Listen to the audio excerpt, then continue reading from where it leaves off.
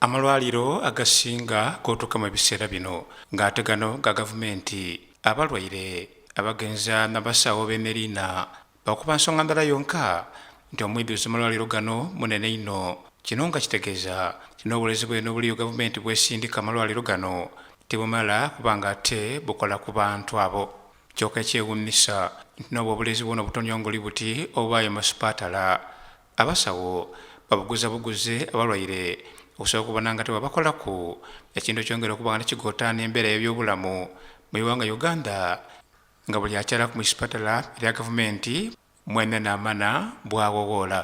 Embeera eno newaliriza ab'eirwaliro erya Kyabirwa Global Surgical Center wali budonda mu idinda bano nga bali alala ne bakago baibwe abamanibwa nga America okuva mu ggwanga lya America akotaako n'abavanga ly'omukago gw'ebyobulamu kwampa ogwa busoga amalibwa nga busoga Health Forum okuvaayo okubona nga ate bagemerako amalwaliro ga gavumenti mu kwampa ogwa busoga naye bikozesebwa omuli obulezi basobola kuba batambuza emirimu gyabwe obukalamu egy'obuyiddandabi. Amalwaliro okuli Jinja Regional Referral Hospital okutaako eirwaliro lya Iganga Nakavule Hospital, Kamuli Hospital, sipatala ya St Francis Buluba Emayuge n'agandi kamala bebagemeireko n'ebikozesebwa bino.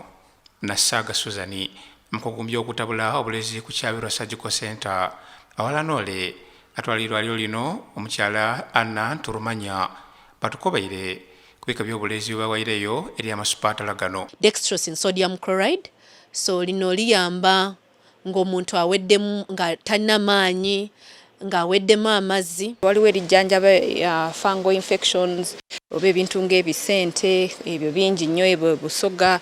Waliwo ebijjanjaba bacteria infections, waliwo amazzi ag'ebisujja, glucose, dextrose. Bano mbeera bali kuno bubaka bwe basindikirya amalwaliro gano ge bagemisa obulezi buno. Tubasaba eddagala muleme oritunda kuba naffe baalituwa naffe tubawadde ku bwereere.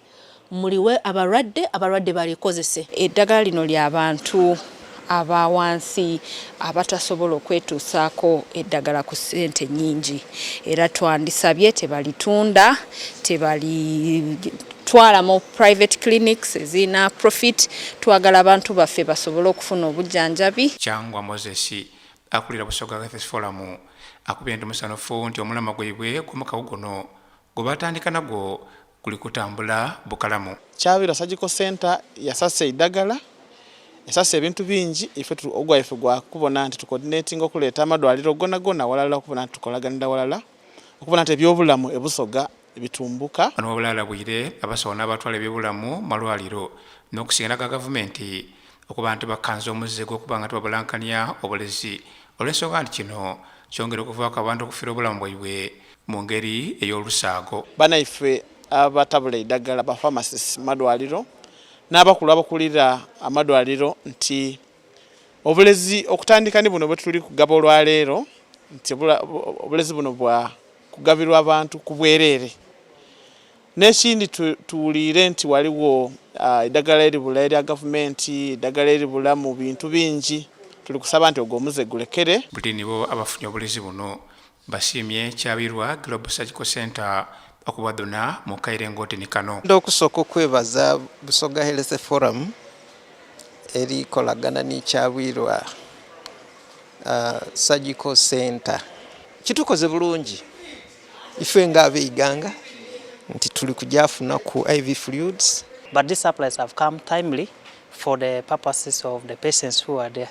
You know, there are times whereby we have supplies from national medical stores, they are not enough. St Francis Hospital Buluba eribadde n'obwetaavu bungi nnyo obw'eddagala erikozesebwa kubanga tulisiivinga abalwadde abasoba mu 15 omwezi, naye olw'omuwendo gw'eddagala ne level y'ebyenfuna y'abalwadde baffe abangi babeera tebasobola kukozesa ddagala eryo nga bwe tuba tulisuubira. So tweyanza nnyo. Musulo Robert, Baba TV, Amakonde.